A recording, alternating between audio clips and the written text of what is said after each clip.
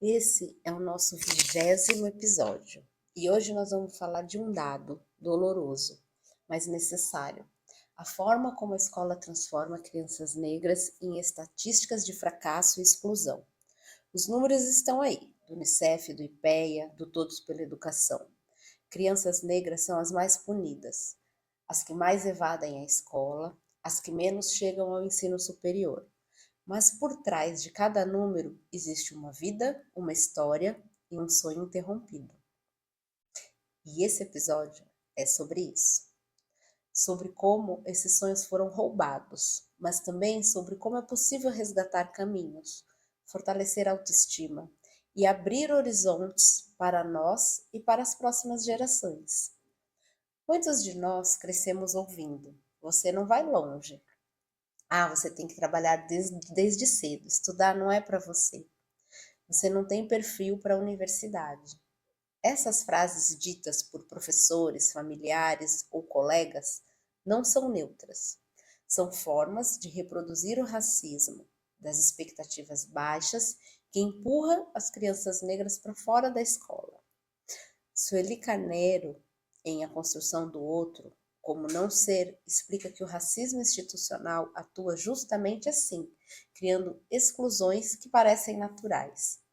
Na escola, isso significa transformar a criança negra em estatística antes mesmo que ela possa sonhar.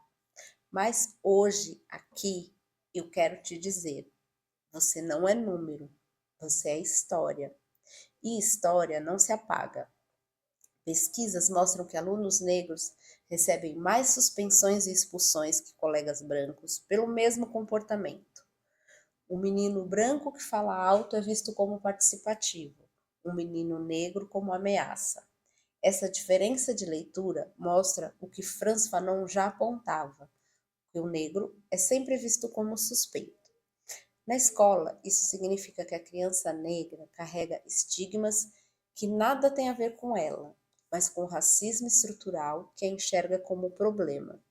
Esse padrão tem efeitos devastadores. A criança passa a acreditar que realmente não é capaz, que é um caso perdido, e assim os números de evasão crescem. Mas nós precisamos lembrar, isso não é destino, é construção, e tudo que é construído pode ser desconstruído. Quando a escola empurra para fora, a ferida fica. Na clínica, adultos já relatam: eu sempre achei que não era inteligente, eu nunca pensei em fazer faculdade, eu tenho medo de tentar e fracassar. Esses medos são ecos daquela exclusão precoce. Neuza Santos Souza mostra como o processo de tornar-se negro passa pela interiorização do olhar racista.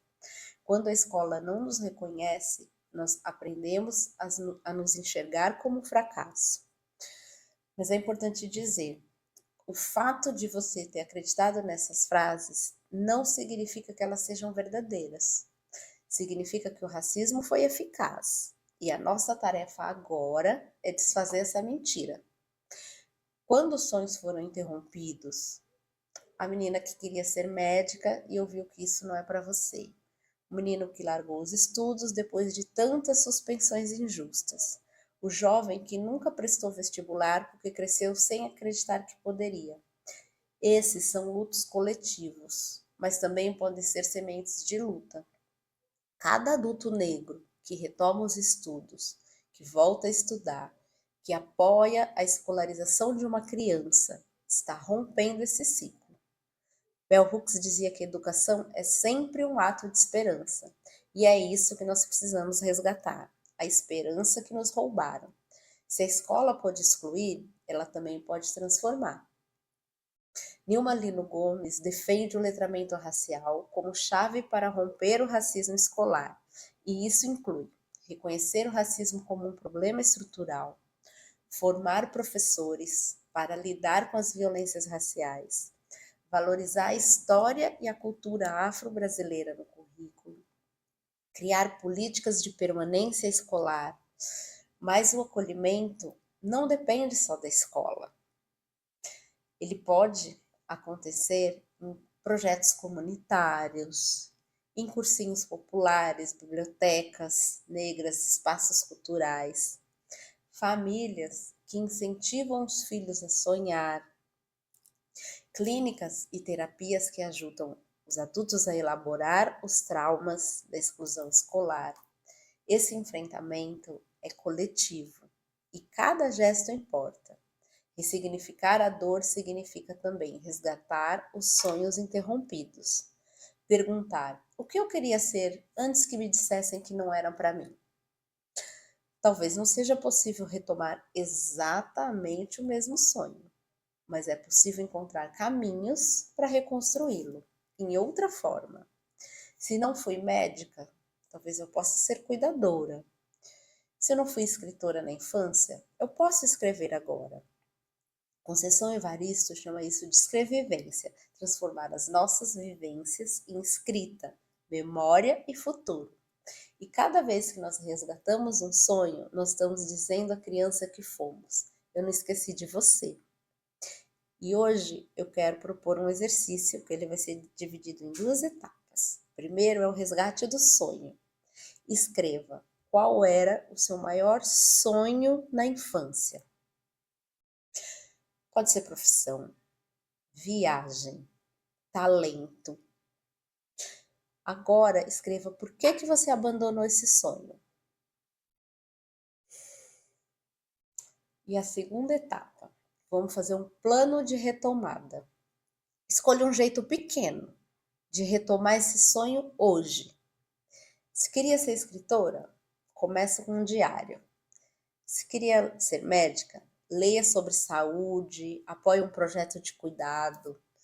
Se queria estudar, matricule-se em um curso, mesmo pequeno, gratuito. Esse gesto simbólico é um recado para sua criança interior. Eu acredito em você. A escola pode ter transformado nossas infâncias em estatísticas, mas nós não somos números. Nós somos histórias vivas, somos sonhos possíveis. E cada passo de autocuidado, de estudo, de fortalecimento é um ato de resistência contra o racismo que tentou nos calar. Esse foi mais um episódio do Fala Preta Cura Preta. Obrigada por escutar com o coração aberto. Compartilhe, indique e siga o podcast. E lembre sempre, você tem o direito ao cuidado, você tem o direito à cura.